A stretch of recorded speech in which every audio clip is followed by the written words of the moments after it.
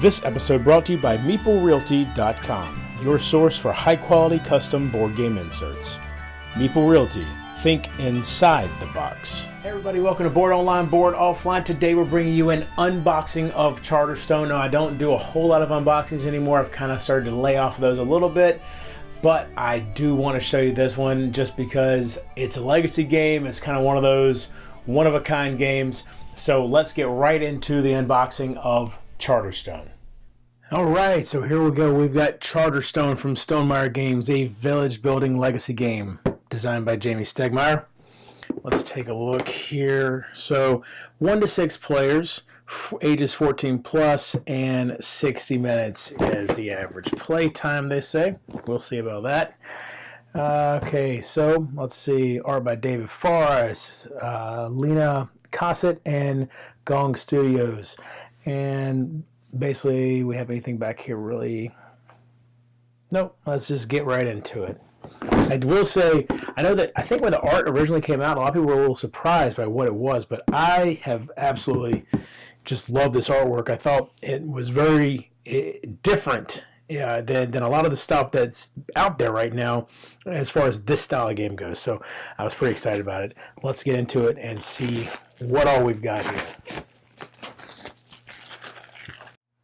All right, open it right up. Okay, here we go. We've got the rulebook known as the Chronicle, and this I've read through it online. It's not too terrible to get through initially. And here's one of the cool things.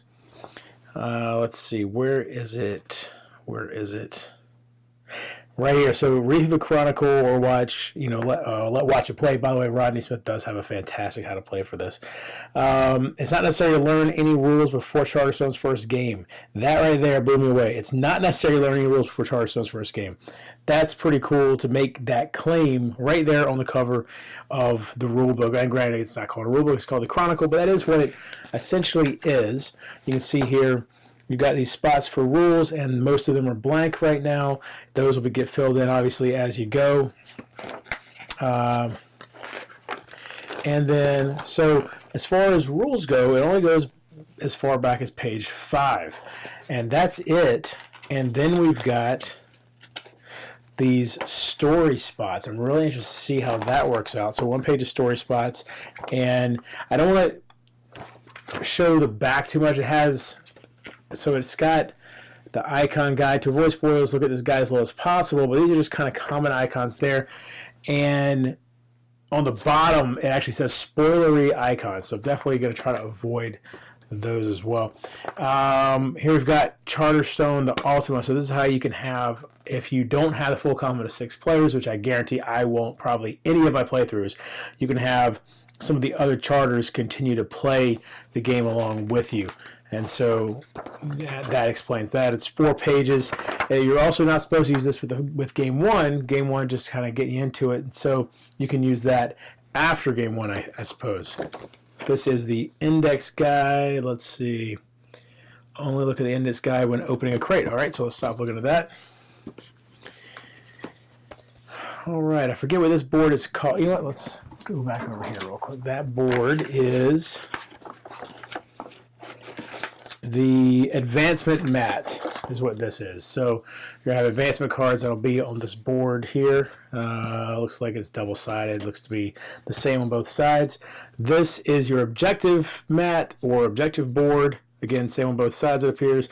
And you have 3 objectives per game that can help you get some points. Here we've got the board. And by the way, this cardboard for these, by the way, is nice and thick. I'm trying to think what I could compare it to. Regardless, it feels pretty thick. It doesn't feel like, if any of you had dealt with Gloomhaven, the most recent printing, there were some glue issues with that. All of that is not an issue here. Obviously, different companies, but just to give you an idea of the quality that we're dealing with here. Hopefully, you weren't one of the ones that had that problem with the Gloomhaven stuff. I've had 1 or 2 of the tiles kind of come apart, but not so bad that I need to replace them. So anyway, back to this game. Let's see, I don't want to unfold this board in the wrong way. and break it. Here we go. Okay. All right. So this board is double-sided, so I will try to zoom out. I can't zoom out anymore, but I can go around and kind of show you the board. You can see you got different things. You got the quota chart over here, quota track, cloud port. I believe this is going to be the victory point track along the top here. And on over here, you've got the reputation is mentioned there, but this is the progress track, I believe, here, which is kind of the timer for the game. And then you've got the commons down here in the middle of the board. Let's see. Oh no, you know what? I'm sorry. That is, I believe that is reputation, the reputation track here, and then progress is over here. So as they are labeled, so I guess that makes sense.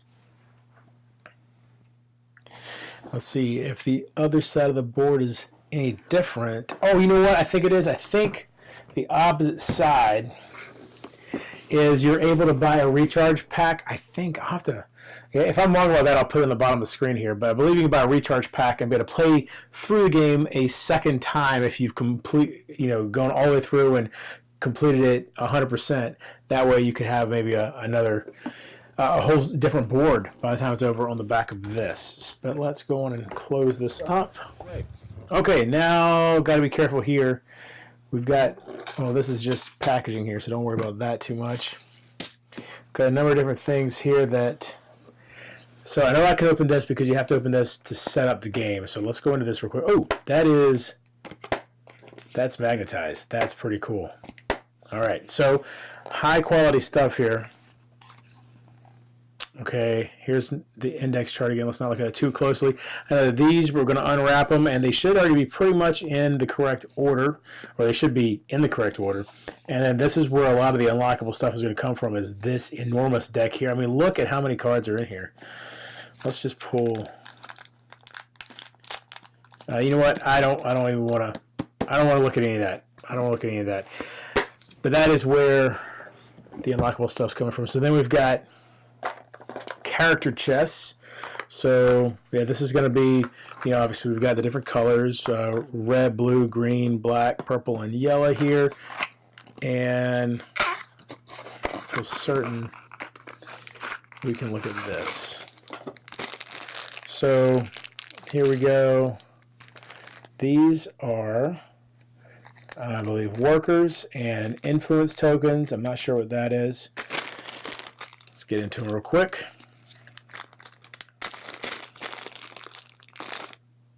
All right, so yeah, I mean, Meeple Realty, not Meeple Realty. So, Stonemaier Games certainly has made a name for themselves using these wooden pieces and everything. Viticulture had wooden pieces.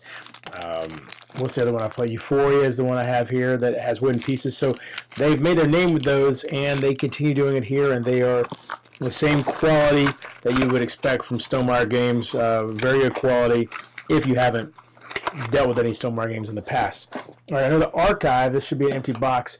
This is where components that aren't used anymore get dropped in there, so you don't even have to throw even completely used up components. Don't even get thrown away. So if you're worried about that, you don't have to. And these, I have no idea. Not going to open these until I'm told to. And the scriptorium as well. I have no idea what's in here, but again, not going to open that until I'm told to. But that is what comes in the box. Okay, so there you have it. That is everything that comes in the box of Charterstone that you can look at without getting into the game.